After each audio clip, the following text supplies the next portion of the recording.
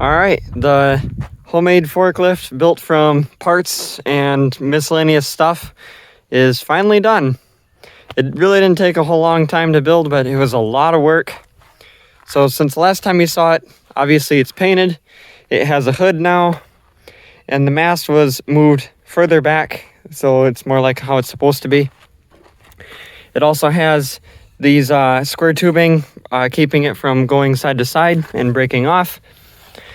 On this side, I can show you this is the square tubing that always held this mast to the old tractor. And this is what holds it to this one. Way thicker, way better, that it's not going to go anywhere.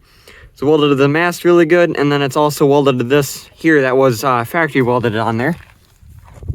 As you can see, I didn't do a perfect job painting this. Something I still have to do is the brake, because that currently doesn't work. So that's like a sometime thing. So to raise and lower the forks, it still has the 12 volt electric winch. So basically that goes up, that goes down, just like a normal forklift. It's backwards. Has lights front and back. The beeping just means that the key is on. You can see that that's on. And then there's also a blinking warning light, as you see there. Camera only picks it up sometimes though, but blinks, has a horn. So layout of the dash, you got hour meter that has low battery light, coolant lights. If the engine overheats, some lights comes on. Low oil pressure, glow plug if it was a diesel, and then service engine soon. And then this is the remote control for the winch. So if you're not on the forklift and want to move the forks up and down, you have this remote control. Push button start, horn button. This switch here I already said. This was the original hydraulic raise and lower switch off the John Deere golf course mower that this was. So we took 2 lawnmower safety switches and put them on each side of that to make that work. So otherwise it had a sensor in there before. So as you see there, so when you move it, it just pushes on the switches kind of like that. Painted the footstep, which I see never using because there's a big tire right here to step on. I came up with this kind of crazy idea of having these doors that open up so you can access stuff. So this has this latch that I made. I got lucky by making that, and it turns out to actually work. So you can access the fuel tank as well as some of the transmission and I guess fuel pump and fuel filter, that type of stuff here.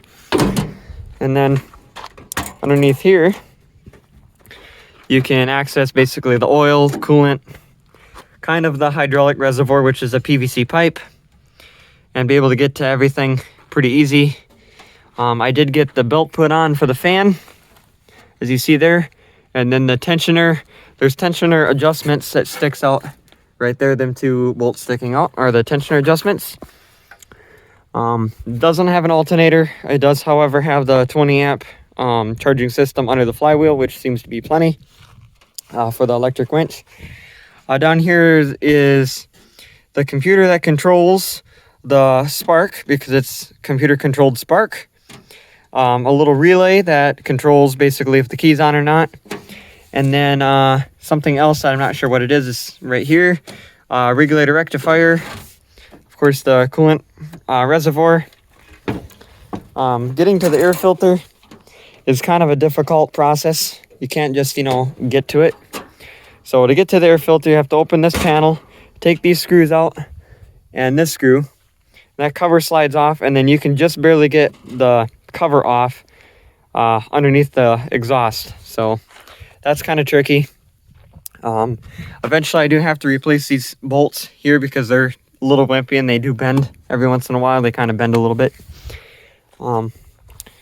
Walking around it. So the paint is, this is John Deere equipment yellow paint. So it's definitely brighter than I was expecting, but it's not too bad.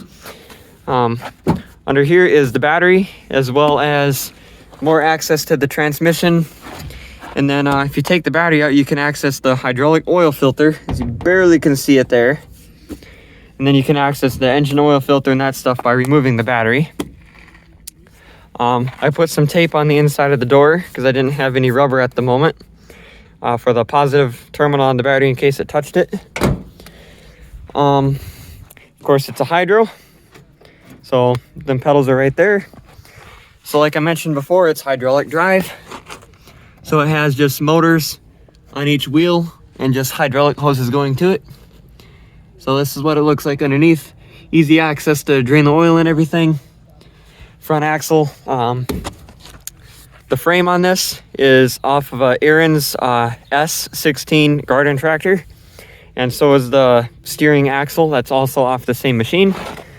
This piece here is off the ROPS of the John Deere golf course mower.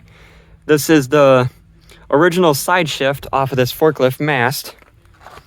I painted the forks yellow, which, as you can see, in 15 minutes of using it is already half scraped off. So I guess the only thing to do is to run it and kind of show you how it works. So it has a choke, which for the most time it doesn't start. Most of the time it starts without using the choke, but sometimes if it's cold you have to. And then it has a throttle, which I just leave it at high idle most of the time. Since I messed with it, I might have to adjust it now. So turn the key on, it'll beep at you.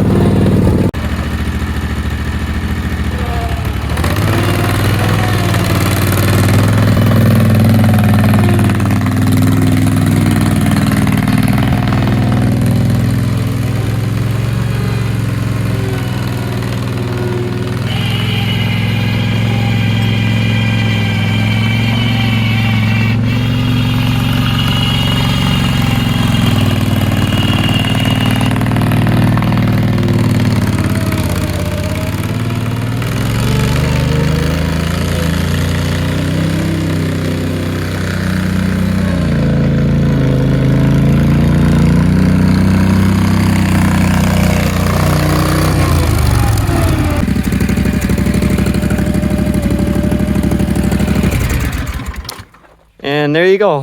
That is the end of this build.